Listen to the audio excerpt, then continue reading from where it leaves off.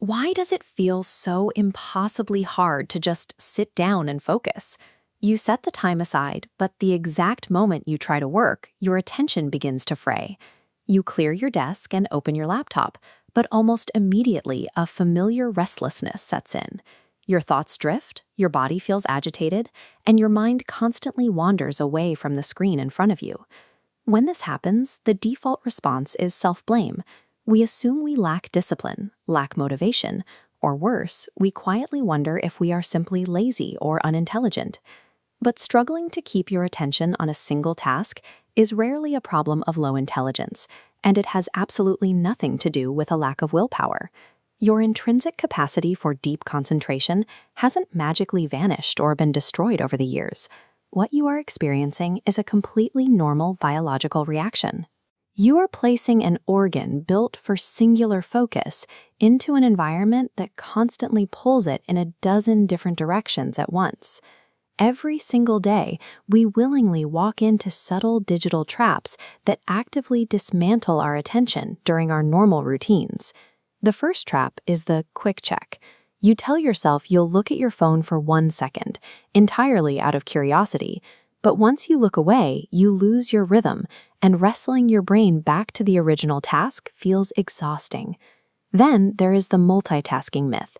When we feel overwhelmed, we try to compensate by doing everything at once, believing that splitting our attention will help us catch up.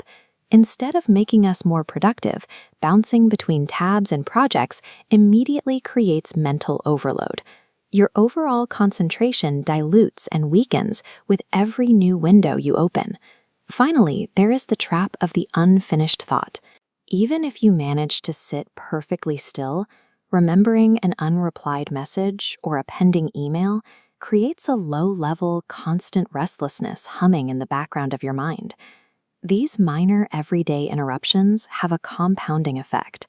They actively pull your brain into multiple, conflicting states, all at the exact same time. Psychologists have a specific term for the clinical root cause of this distraction: attention residue. When you switch from one task to another, your brain doesn't cleanly move on. A piece of your mind actually stays stuck behind, permanently anchored to whatever you were just doing. This mechanical disruption is why notifications are so damaging. Every ping breaks your current concentration and forces your brain into a state of rapid switching, leaving a trail of mental fragments in its wake. By the time you arrive at the work you actually want to do, your processing power is severely depleted. You are trying to complete a full workload with only a fraction of your mental capacity. Our modern lifestyle and digital tools are perfectly engineered to maximize this residue, constantly demanding small pieces of our attention throughout the day. Your brain isn't broken. It is simply exhausted from dragging the invisible weight of dozens of unfinished thoughts and abandoned tasks. Knowing this means you can definitively let go of the guilt. Your focus is merely fragmented. To physically and mentally reconstruct your concentration, the absolute first step is to stop generating new residue. That means committing to exactly one task at a time. The second step is to actively reduce digital distractions in your physical space. Put the phone in another room to protect your brain from forced, involuntary task switching. The final and most crucial step is patience. The brain requires a physical buffer of uninterrupted time to fully detach from previous thoughts and actually settle into deep focus.